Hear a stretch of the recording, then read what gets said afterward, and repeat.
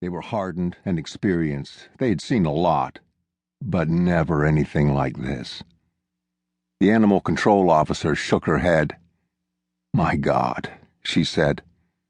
"Why didn't whoever owns him just shoot him?" One of the young troopers rushed over to the brush and vomited.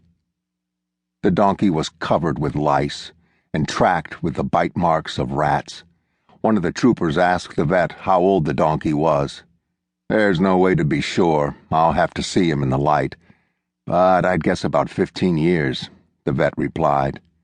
He fell silent, shifted his big bag from one shoulder to the other, then said, "Let's get in there." Rats were spotted at the edge of the field, staring, waiting.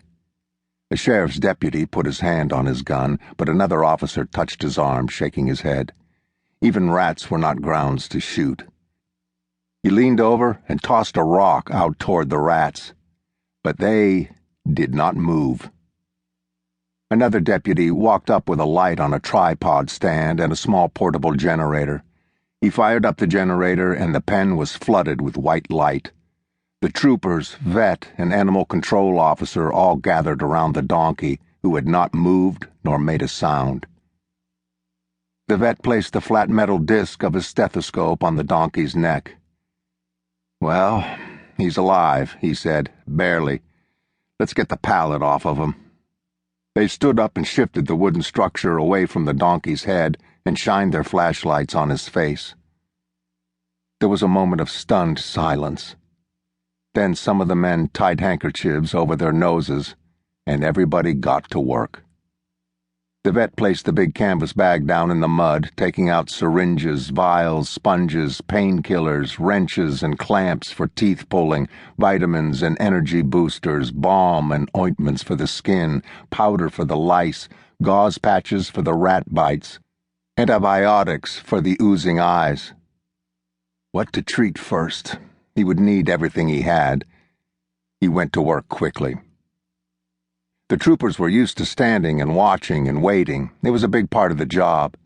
They gathered in a circle behind the vet, handing him towels and blankets, hand wipes and tools, pointing their flashlights where he asked.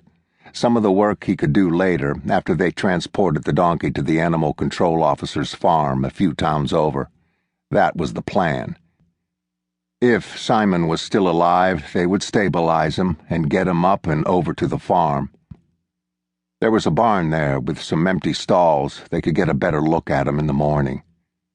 As the vet kneeled over the donkey, he said, "This is the worst state I have ever seen an animal in 20 years of practice." He was surprised to see his own tears falling on his bag, on his bottles and wraps.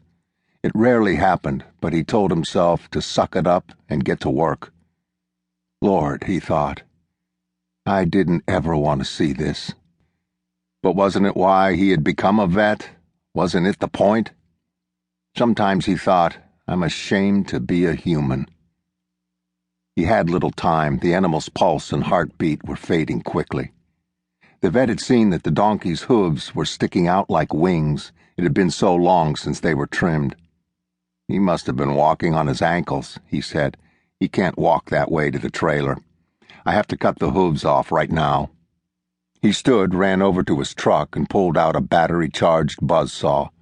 He reached for the painkillers and a sedative. He'd have to put the donkey out for a bit. The pain must be horrible. But if he didn't trim his hooves, he would never make it to the trailer. Before he started, he pulled open the donkey's mouth. Simon's right eye was sticking out of the mud, open, staring at him through the film and ooze.